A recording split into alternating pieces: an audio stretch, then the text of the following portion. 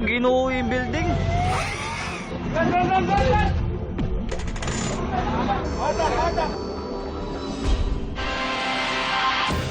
Anim na ang kumpirmadong nasawi mula sa gumuhong gusali sa Angeles, Pampanga.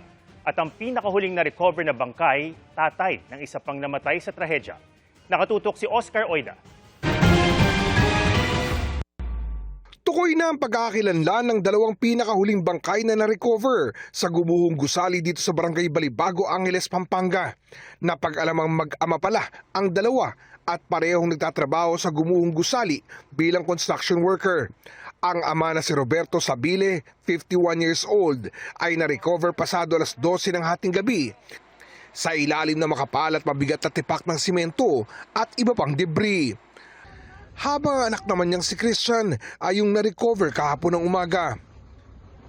Dahil dyan, umakyat na sa 6 ang bilang ng mga naitalang nasawi at iisa na lamang dito ang di pa rin identified hanggang sa kasalukuyan.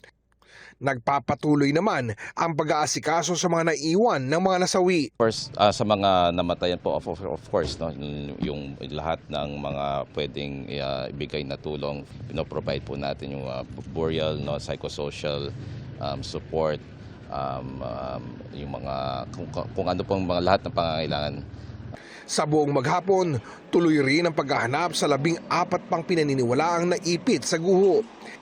Hindi pa rin iniaalis ang posibilidad na may buhay pa sa kanila. Katunayan, bandang hapon ay sinabi ng Angeles City Information Office na nakarinig umano ang ilang responder ng mga tila pagkatok mula sa bahagi ng Sector 1 ng guho.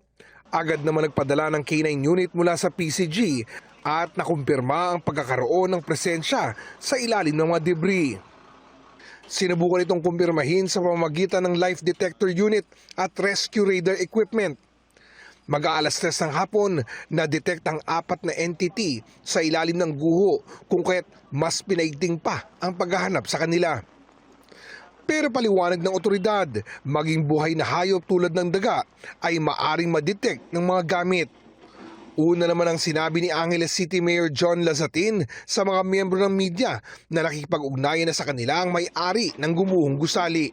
Yun ang commitment na binigay nila sa atin, no, na handa silang tumulong sa mga pamilya ng biktima at handa silang makipag-ugnayan. So siyempre, hihintayin natin yung commitment nila sa atin para makipag-ugnayan sa madaling panahon. No?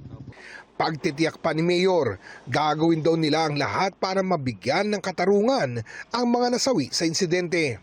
Gagawa tayo ng hakbang kamukha ng preventive suspension kung sino man ang mga kasama natin sa gobyerno na nag-a-approve ng mga mga permit nila. Kasi kailangan patas, no?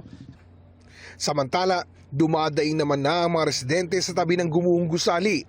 Ilang araw na raw silang napeperwisyo dahil di madaanan ang kanilang kalsada matapos matumba ang ilang poste na ngayon ay nakahambalang pa rin. Ayon sa pamunuan ng Angeles City, tutugunan nila ang reklamo.